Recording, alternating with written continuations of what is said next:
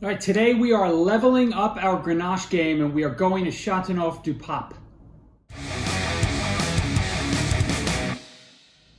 Welcome back to Drinking It In. I'm your host, Chris Casara. We are here to help you know more and drink better. Kind of doing a part two, if you will, a follow-up to the Wine Basics Grenache video that we did, and going with something from out of the cellar, right, from the southern Rhone in France, which, you know, if you think back, you know, we talked about how those wines from that area, you know, are generally based on Grenache, Syrah and Mourvedre blends.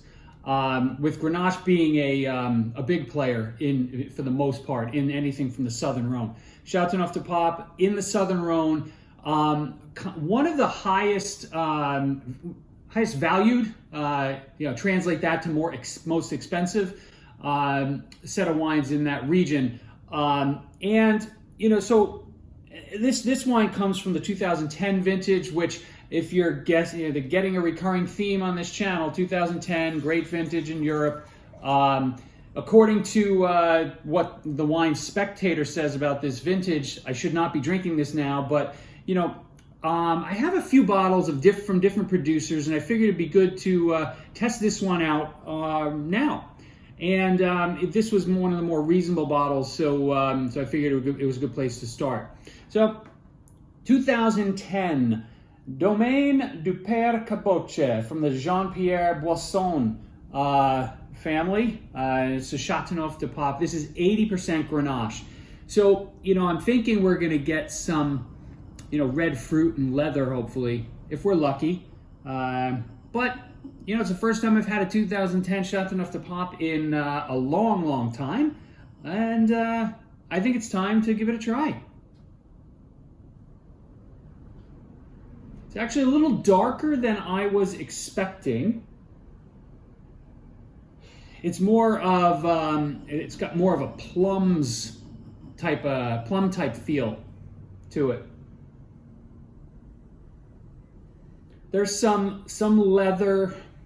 I'm gonna say a little almost like a bacon note, and then some cherries. Okay, so plums, smoky leather, cherries. So far, so good. Let's give it a taste.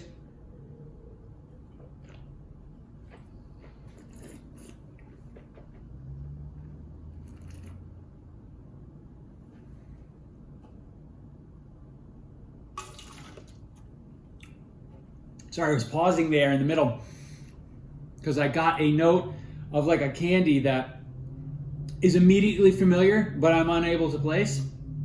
So it's got to be some sort of a cherry candy that I'm not able to place. But the cherries and plums, really nicely integrated, right? No, one of them is, you know, they're blended. They're blended nicely. They're behaving well together. Neither of them are overpowering the other. This is pretty good. This wine isn't like blowing my mind. You know, like head's not blowing off. I'm gonna give it more time to air out because it's only been open for a few hours. But you know, it's a good experience. So,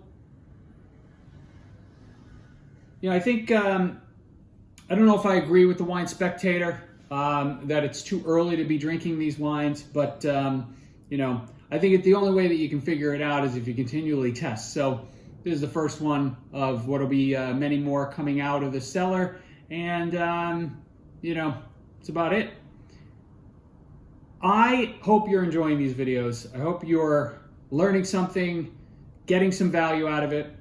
I'd appreciate it. It would mean a lot to me, right? Anybody who subscribes, watches even 2 minutes of these videos, I'm eternally grateful for. But you know, give me a thumbs up, comment, give me some comments, good or bad, right? Either way, and turn those notifications on so whenever I release a video, you get notified. And we'll see you next time. Cheers.